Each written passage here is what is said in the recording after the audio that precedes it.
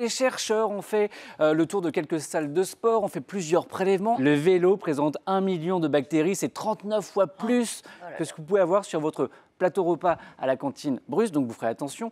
Mais ce qui est plus alarmant, regardez les haltères. On a effectivement là aussi 362 fois plus d'unités de bactéries par rapport à vos lunettes de toilette. Ce qui explique ça, c'est effectivement la transpiration, l'humidité et puis le fait que ça passe de main en main. Tout ça, c'est vraiment ça favorise bien sûr le développement des bactéries. 70% sont potentiellement nocives. On a rencontré du streptocoque, de l'entérocoque, du staphylocoque, des petits noms très sympas qui peuvent engendrer des pneumonies, des infections au niveau de la peau. Bon, je vois qu'une solution, résilier son abonnement. J'ai envie de vous dire non. En réalité, le sport est bon pour votre santé. Jamais j'irai à l'encontre de cette phrase. En revanche, vous pouvez par des petits gestes simples, vraiment vous protéger. La première des choses, vous lavez les mains avant d'arriver pour ne pas apporter toutes ces bactéries que vous aviez déjà en extérieur dans la salle.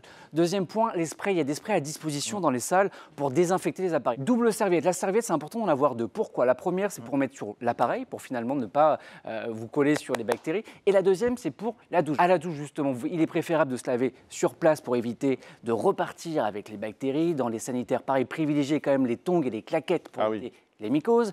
Et puis enfin, c'est vrai que quand on fait du sport, on en parlait il y a quelques minutes, on aime bien être sur nos téléphones portables. Donc là aussi, bien nettoyer tout ça.